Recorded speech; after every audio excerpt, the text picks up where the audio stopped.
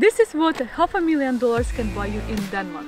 Hello, my name is Alina. I live in Denmark since 2016 and recently I started looking into buying my own place and I wanted to share this experience with you. There is actually a lot of options to choose from if you have $500,000 and it very much depends on where you want to live. Generally, when you are buying a property in Denmark, you have to put a down payment somewhere around 5–20% of the price.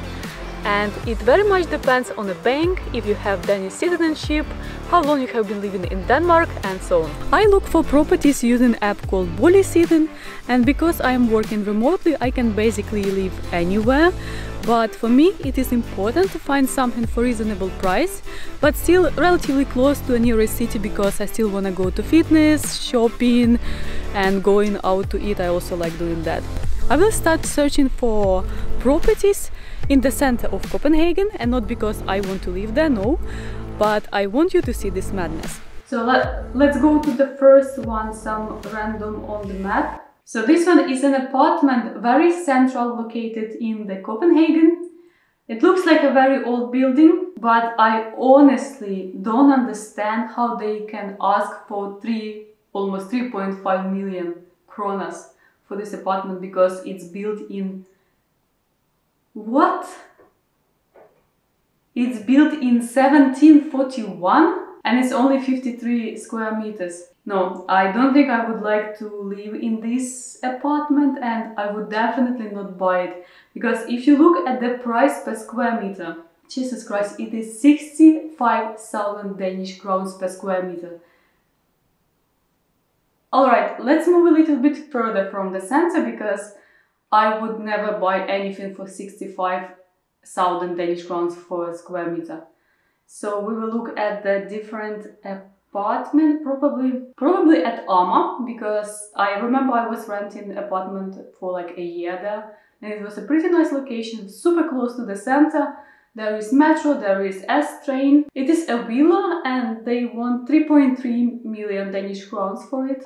The plus is that they have a private garden. Nice, but I don't think that this house looks like a house that you can live a whole year. It's more like, from the look of it, right? It looks more like a summer house. It's only 60 square meters, only 2 rooms. At least it looks better than the previous one. I would say that probably heating it up in the winter will be problematic because it has energy mark of F, which is quite low. Yeah, but still 3.3 million for this house. You can probably find something better than this. Okay, we can also check areas a little bit outside of Copenhagen. Like, for example, Lundby. It's like an area where all rich people live. This apartment is 57 square meters. Not much. And they want 3.2 million for it. It's on the ground floor, built in 1934, before the Second World War started. The energy mark is C, which is not bad, so it's warm there in the winter and you don't have to spend too much money on heating it up, probably because it's so small. The nice thing that you have like a little garden, then you can take sun during summer, if you're lucky. And there is summer. The kitchen looks super small.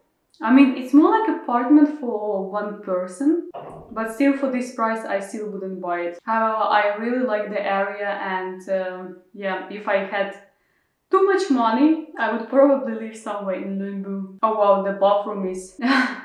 the toilet is...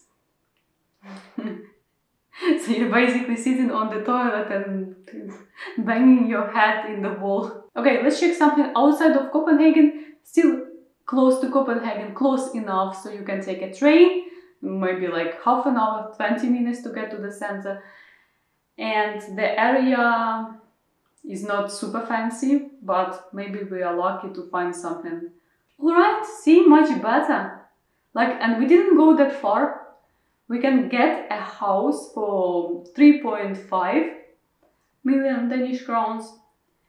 It's still considered to be like big Copenhagen area, and it's a house of 123 square meters, which is much better, almost 3 times bigger than the ones we were looking at before. So looks like a pretty big house with own garden. The kitchen looks big enough compared to the things that we saw before.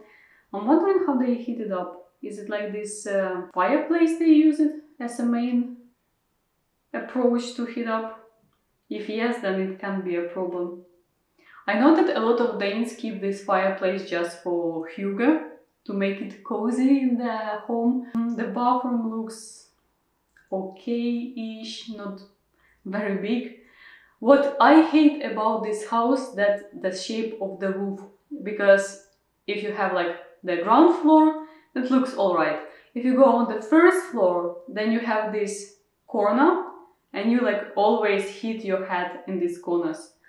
And it feels like it's taking a lot of space, even though it's like they say it's the same square meters, but because it's not the same up there than below, then it feels a bit small. That's my opinion.